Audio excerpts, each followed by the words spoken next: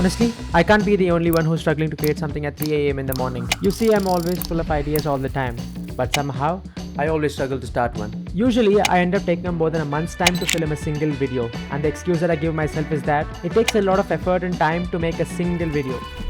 Well, that's pretty far from the truth. The truth is my videos aren't well made, and it doesn't take up much time to film them either. But what does is the struggle to think of an idea.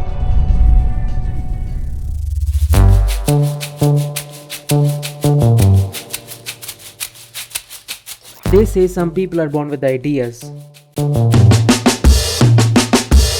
But then, what about the rest of us? You know, the ones not born with ideas in the first place. If one isn't born with any ideas, in that case, is it possible to invent an idea? What a stupid fucking video, bro. Make all the jokes you want, but here's the thing. To invent/create ideas, you need inspiration. A lot of it.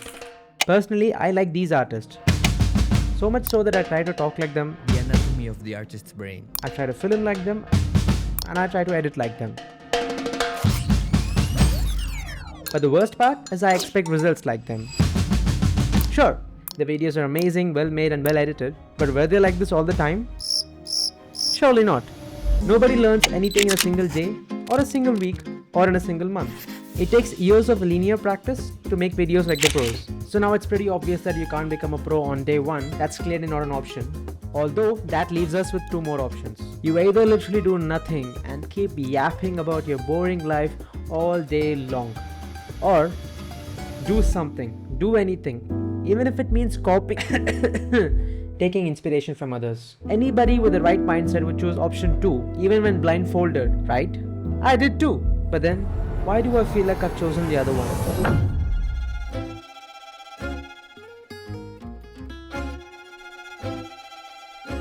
2 months. It's been 2 months since I last published my video and I still have no new ideas to make a new video on. I really tried thinking.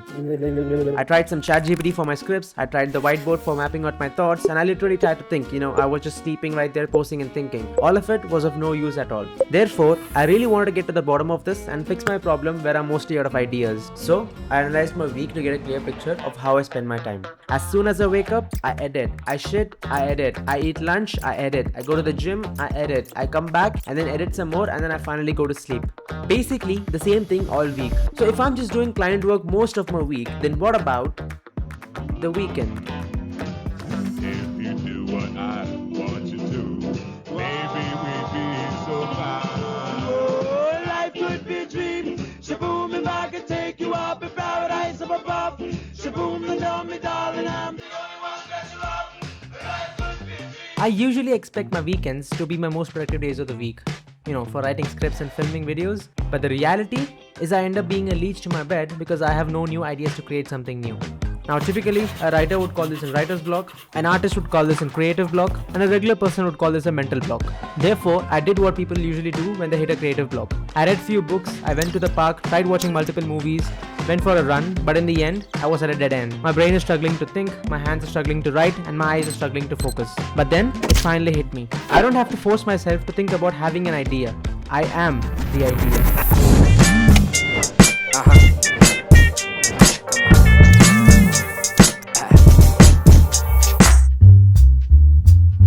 Growing up, I used to draw a lot, but because of school and exams, I eventually had to stop. Therefore, I had to stop the one thing that I was really invested in doing all my childhood. I wasn't really great at it, but I was doing it either ways because I love the colors and I love creating something new. So that's what I did now. Instead of typing in my entire script on my computer like I always do, I drew storyboards, lots of it. And the catch is, I drew all of them without no story. Of course I struggled, but I was at least enjoying the process of drawing empty boxes. Eventually, I was able to build up a story with just empty boxes. I could finally think of an idea after days of stressing, thinking and taking inspiration from others. And the important lesson that I learned in the last 2 months is that you can't ideate something out of thin air unless it has a solid purpose. Yeah, maybe being an artist isn't always about having ideas. Maybe it's the struggle and the blank spaces, whether you're full of ideas or struggling to think of one. Remember, the act of trying to create something is what makes you an artist. Now what are you waiting for? Go make some art.